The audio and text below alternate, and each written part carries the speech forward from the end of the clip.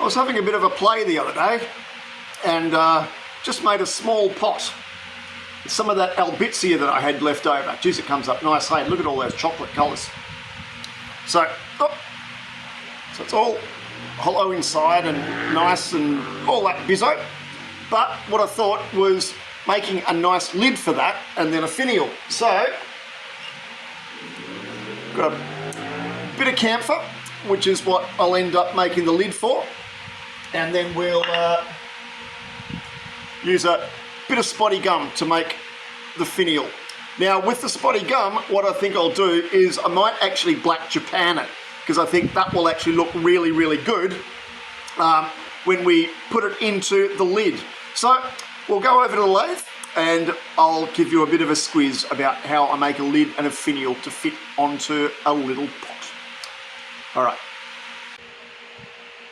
For this one, it was just easier to grab a faceplate ring. That way I can just whack it straight onto the chuck. Means I don't have to muck about with proper faceplates that go into a spindle and all that sort of bizzo. Find it a little bit easier to do, hey? Now, to get a proper fit, I really need to measure this really carefully with verniers. That way I can make sure that that inside lid is going to sit there nice and easily. Yep, and I do write it on the lathe. That just rubs off after a little while. Won't really see it after a bit, but that way those measurements are right there in my face so I don't make a mistake. Well, that's what I thought. Anyway, hold that thought. So I took the outside measurement and also the inside measurement inside that rim, because there need to be two steps that happen with the lid. Getting these measurements crucially accurate is pretty important, otherwise that lid is not going to fit in there nice and snug. I've always got those measurements there right in my eyesight. It's then really just a matter of starting to shape away from those lines. I know that that ring is my outside diameter of what needs to fit inside that box for the lid, so now it's just hogging away material and smashing it out. I just use a bit of a skew here to create that shoulder. That way I can start to be pretty accurate around how I can get that shape. It's a little bit of trial and error now.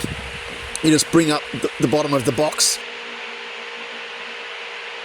Just a brief note to self, when you're using verniers like that and you measure on the inside ones, don't use the outside ones because it doesn't work. Anyway, lucky I didn't do it the other way around, so I've actually got plenty of fat on there. So that side, not that side. Anyway, on we go. Honestly, what an absolute muppet. That could have been a 24 karat plonker episode, couldn't it? It was pretty lucky that I did do it on the outside and not on the inside. Anyway, no damage done. I don't want that super tight, because up here we end up with lots of expansion and contraction. It's winter up here. In the summer, this is actually going to swell. So if I make it completely airtight now, in the summertime when things swell up a bit, I'm going to crack all of that, which is not good. So that's going to be the winner. Awesome. Now we can kick on and do the inside part. All right, so we've got it. Then I've got two steps here now, and that way it actually sits down inside that edge like that. So when I jam that on like that, there we go. So that's a nice fit. So now just got to hollow out the inside of this part a little bit, because this will then become the mortise for me to be able to turn things around the other way and turn the other side. So I've got to shape all of that and then put a hole for where I'm going to put the finial. So that's the easy bit. So we'll just jam through that, hey? You've seen me do this a million times, haven't you? Just getting rid of a whole heap of material. There is something quite fun and interesting about doing this sort of stuff though.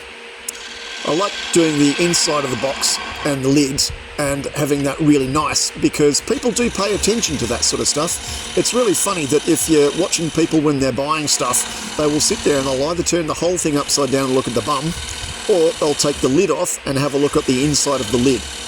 Pay a little bit of attention to that sort of detail, because at the end of the day, it will actually pay dividends in the long run.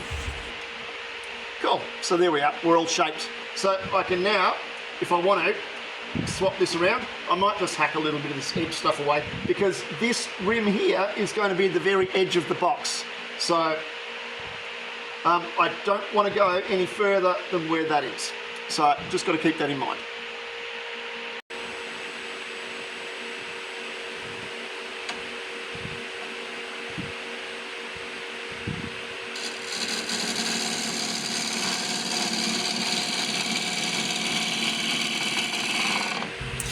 There's just something completely satisfying about watching all those shavings fly. I actually really enjoy it. I don't know how long I've been doing it for, but it still actually floats my boat. Bloody dog. Barking again, making noise. But yeah, all those shavings I just think are so much fun, hey?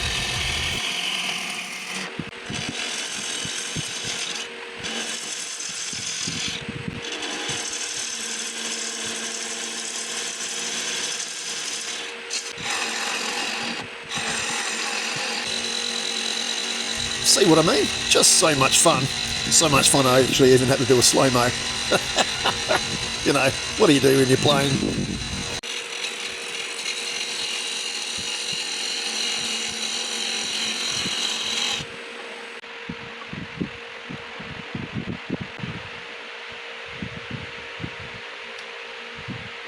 Excellent. That's good news. So far, so good. So round one is complete. There's the lid all fitted in. As you can see, it's a pressure fit. So it fitted in really nice. It's not down flush because I haven't got the finial in there, so I'll have no way to get the damn thing out again. So I haven't pushed it down, but it does sit flush. So far, so good. Round two coming up. I'm using a really, really old, well-used and short 3/8 bowl gouge here. I find with this really small stuff, I get a lot better control if I've actually got a really short shank. Just makes it easier in terms of controlling the tool. I'd actually just really enjoy it, using that tool. I've got the same with a little tiny spindle gouge. That's my absolute favourite as well. For really fiddly stuff, unless I'm using a skew, that is always my go-to tool.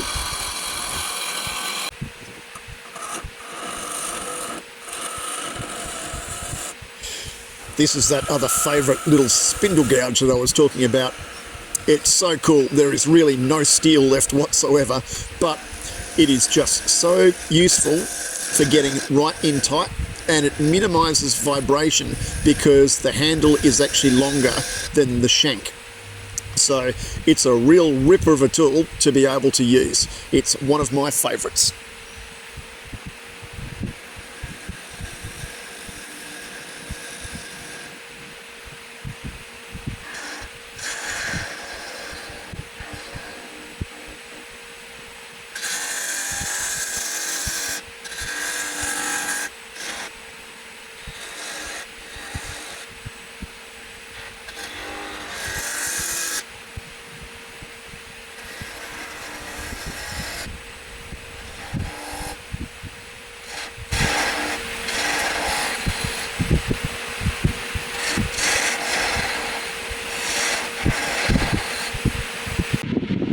This is the finish of the rough shaping that we've done. This is straight off the blades. There's a little tiny bit of a wobble that's in that big long bit there, but not too bad. Not too bad at all. It is starting to flex a little tiny bit, so I had to be pretty careful. I don't have the finger support to be able to hold from the other side while I'm cutting. Joys of having only one arm. Gosh. I thought you'd probably be able to see that flex a lot more than what you can. But yep, it does move. It does give a bit of wibbly wobbly.